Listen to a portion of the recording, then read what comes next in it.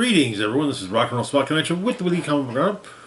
We've made it through most of this week's roundup. Now it's time to wrap things up. Kick things off. We've got Batman number 143.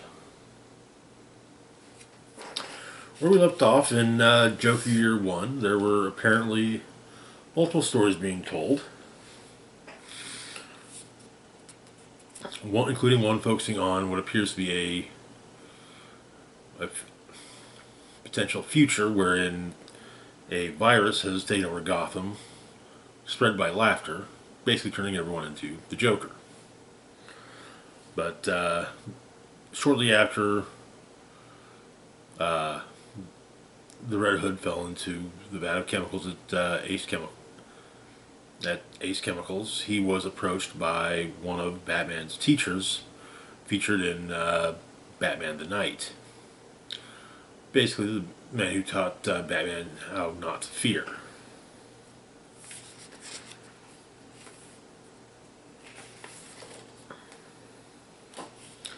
The issue begins with the Joker apocalypse. Batman has sort of a cure, but a sedative, which he can't afford to make anymore. At least until he gets to Ace Chemicals.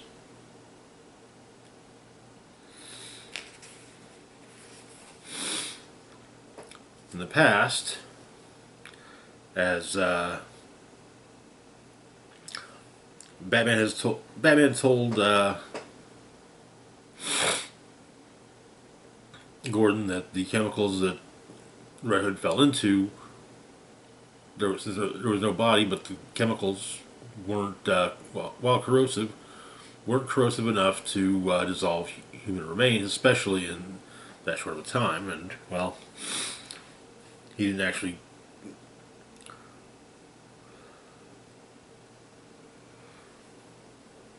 But he hadn't tested them on actual skin. It said at 2 minutes all pigmentation is neutralized from a Caucasian sample. But he's talking about this with Alfred when Alfred states that perhaps Batman should look at an incident that happened downtown. Meanwhile, we see part of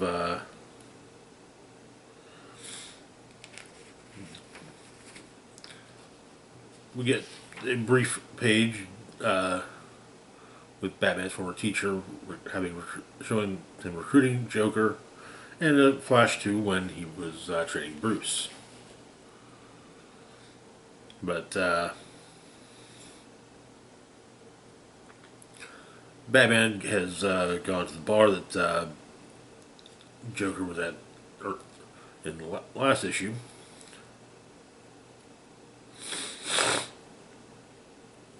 Find out by the bartender that the man with white skin left with a regular, Brian Bigley, who used to run with the Red Hood gang.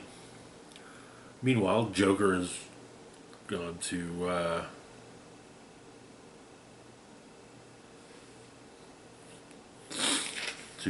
Bigley's house, where the Red Hood gang promptly attacks him.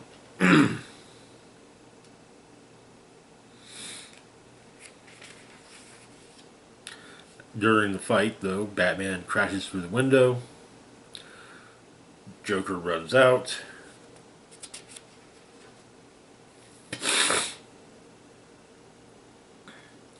One of the members of the Red Hood gang manages to attacks Batman, and actually kind of has a drop on him briefly until Bigley shoots him in the shoulder. In the future, Batman finds a severed hand and an old police revolver, a model that the GCPD hasn't used in over a decade. Then a GCPD ring that dissolves in sunlight.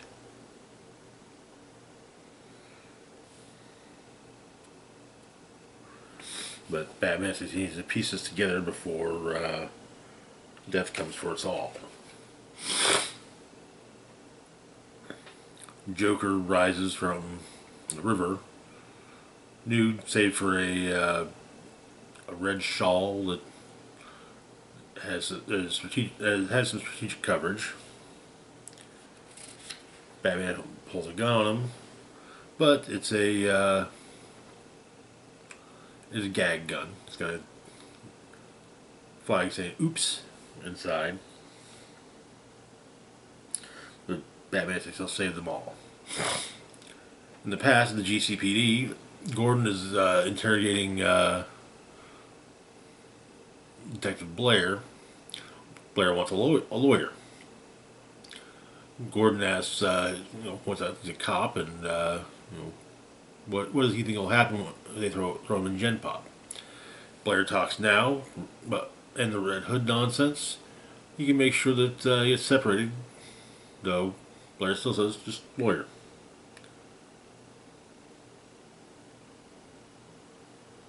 But Manny, the detective, was shown to also be in the Red Hood gang. Goes in to see Blair, and Blair wants to help if Manny can get him out of it, but he says he can't. But he's gonna get O'Toole to bring Blair to the cell. O'Toole's getting slow in his old age, sloppy.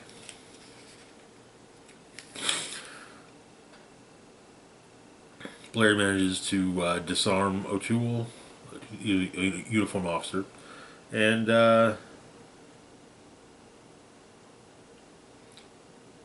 holds O'Toole at gunpoint. So Manny shoots him in the head. Gordon punches Manny, and Commissioner McCloud suspends him.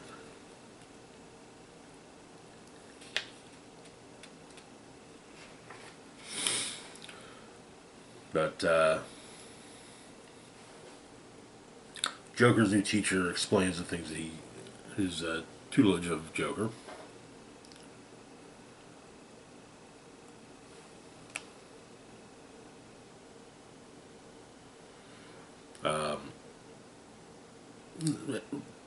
For one thing, in the same manner that he trained Batman,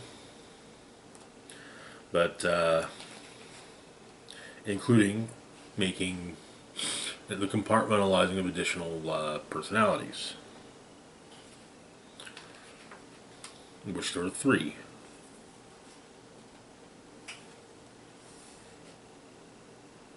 The clown, laughter and devilishness bursting forth, an imp with a demon inside. The second is simply that demon. The third is a calm like a black ocean at night. And like that ocean, all that waits for you is cold death. For the first time in a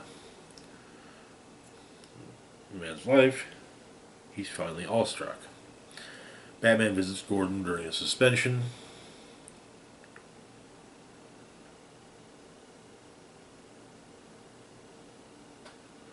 With they begin planning to take down the Red Hood gang, presumably also Commissioner McCloud. In the future, Batman has basically created earplugs that keep basically make it so you can't hear the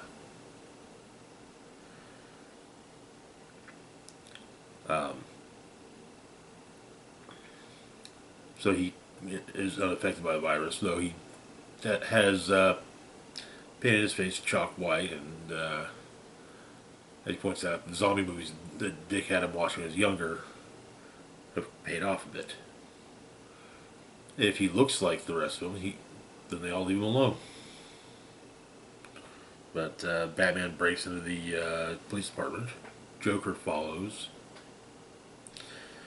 and Batman discovers that there's someone else already there. Catwoman, who also knows about the auditory origins of the virus and has plugged up her ears so she can't see him. So Batman communicates with her via sign language.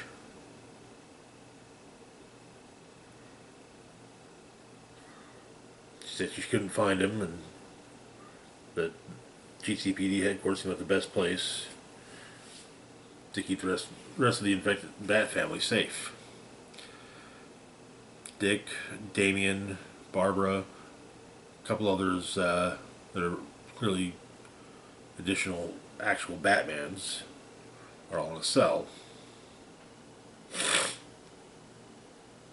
The Joker comes up behind her and removes the what's keeping her from being infected, and well, she changes, and Joker says the lover's quarrel is nothing. How about a family feud? As he releases the Bat family. But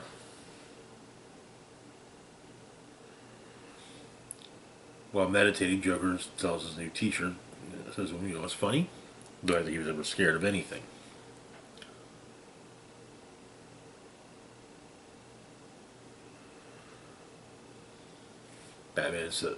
Joker says that, you know, this guy helped create Batman, and now it's helped create Joker. So making Joker like a brother to him now. And how can he be afraid of his big brother? But also, that makes the Doctor his father. And Joker really hit his father.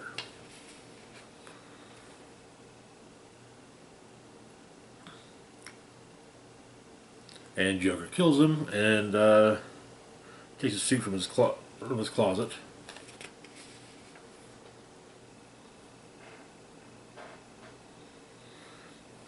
And as his now former teacher dies, he thinks that Joker's perfect, and that is where the issue ends. Interesting. Still not sure how I feel about the concept of both Batman and Joker having received training from the same person, but it does make for an interesting story at least, and also a better explanation for the concept of the three Jokers. Much like, basically, Joker's own version of Zur-En-Arrh is, instead of just an additional backup personality, two. So, okay, alright, makes sense. Moving on, though, to our next book, we've got Batman and Robin number 6. Where we left off, Robin had joined the Gotham High School soccer team, was also convinced that the principal was, in fact, a former teacher of his from his days training with the League of Assassins before being sent to his father. And it turns out that one of the students of the school, in fact, the goalie on the soccer team, is at the very least obsessed with Victor Zsasz.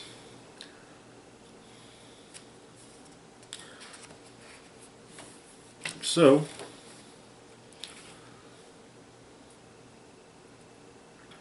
the issue begins with Robin's analysis of Zack, the goalie, including that he's obsessed with Victor Zsasz, who has a court date. The goalie has never missed a day of school until the day of Zsasz's court date. And he does what he can to rescue Zsasz. But Batman and Robin do what they can to prevent it. During the fight,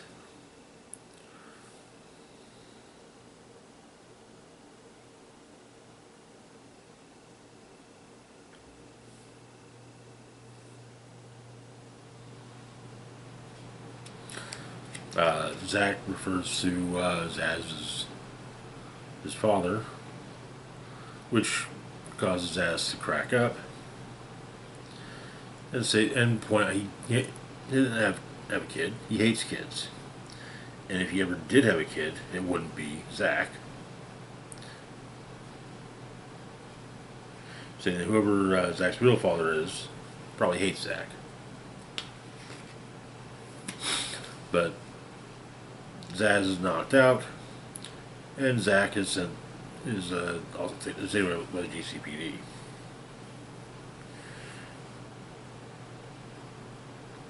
Robin points out that Zack is talking, but it's clear that someone trained him, and, well, he believes that it's, really certain it's the principal.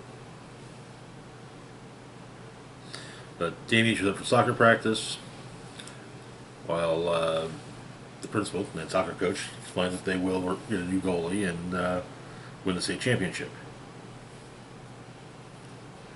But he says that he knows that she's Mrs. Harsh or Shush.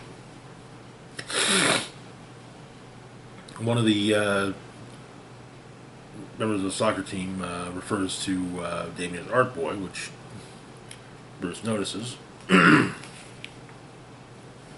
Later on, Bruce pops into Damien's room to ask about this, and Damien shows him his sketchbook. He's been writing a comic about Damien Vane. It's a murder mystery.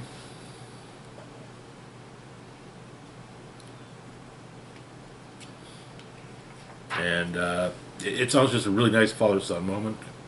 But Bruce tells Damien he doesn't. If Damien doesn't want to go to school, he doesn't have to. But there's an alarm about.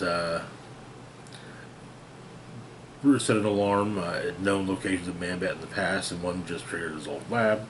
And so, the dynamic duo go to investigate. Apparently, there's now a Man-Bat cult. Because of course there is.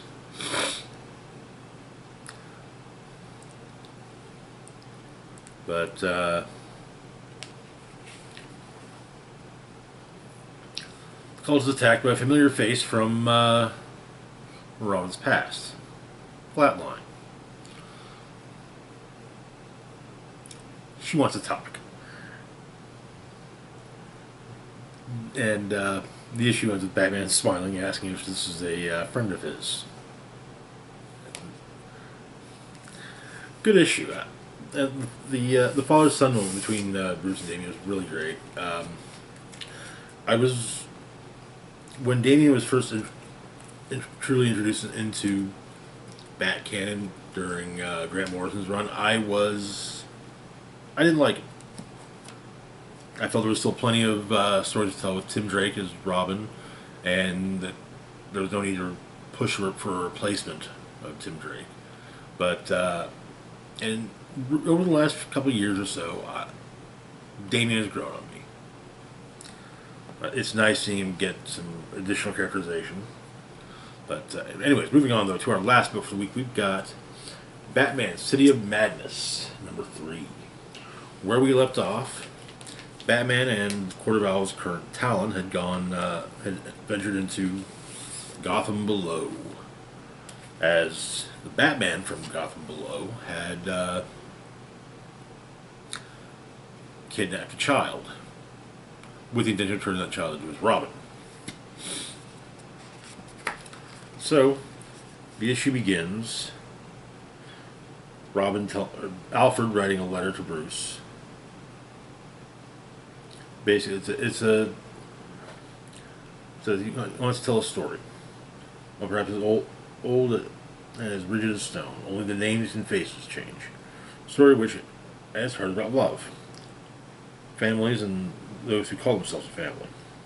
And the journey they must go on when that love collides with great pain.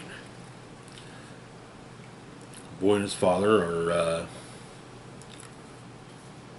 in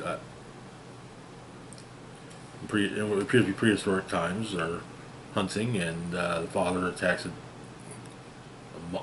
monstrous, somewhat bat-shaped creature and is killed. Then we get some tales of the founding of Arkham Asylum, including Dr. Arkham talking with the first patient. And he explains that he's sick, and he has an illness, and he wants that illness, and like any illness, is to be treated. But the patient manages to get out and kill Omnius Arkham's wife and daughter. Been electrocuted. And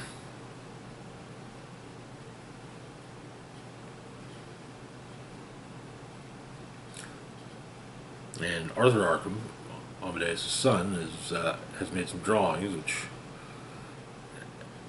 after a year, Amadeus tries to get Arthur to, well, basically snap out of it. It seems that Arthur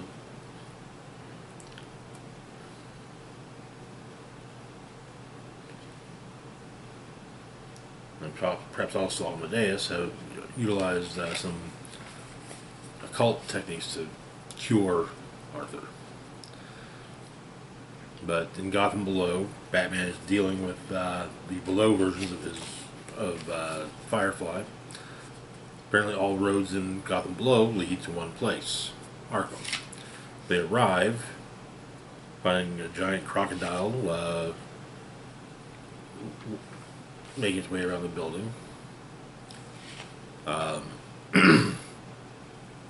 Batman swarmed the croc attacks, and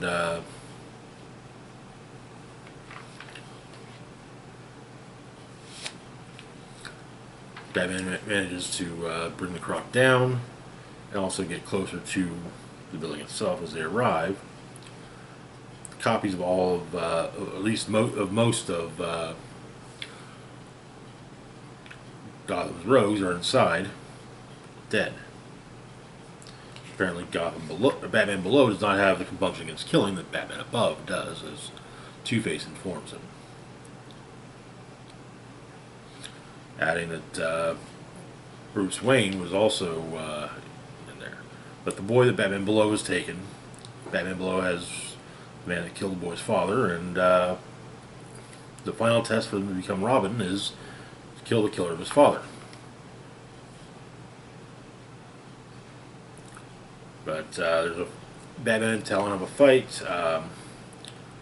Talon shanks Batman aside.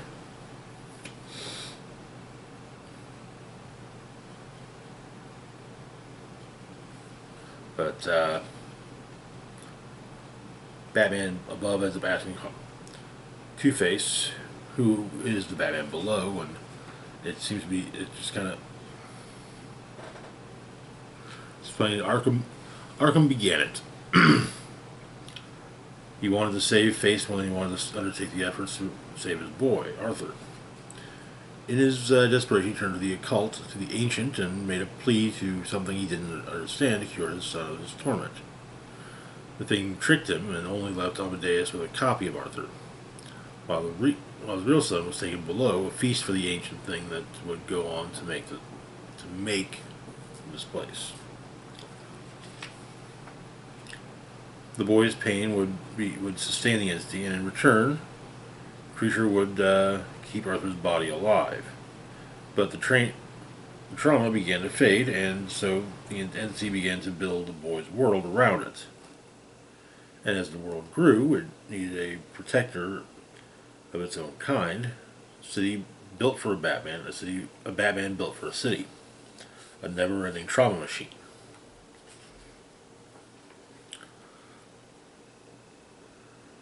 But Batman comes upon the Batman Below and prevents his would-be Robin from killing.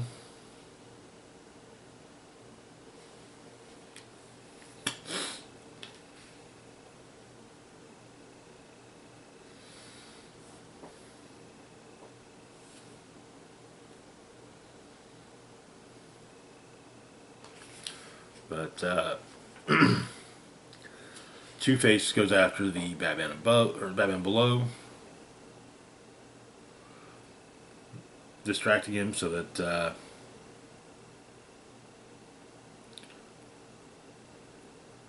Batman Above can escape. But Batman Above reveals his identity to the boy. Also, Talon sets off it, or activates an explosive.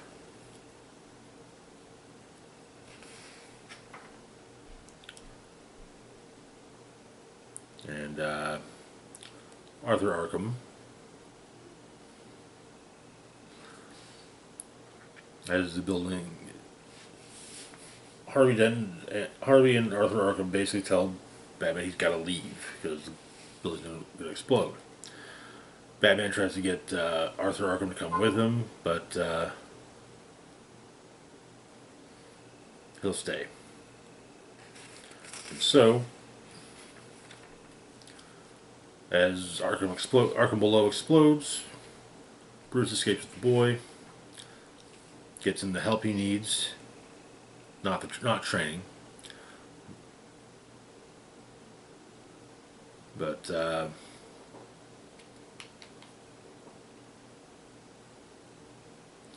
apparently the Court of Owls continue to look after their own conflicts.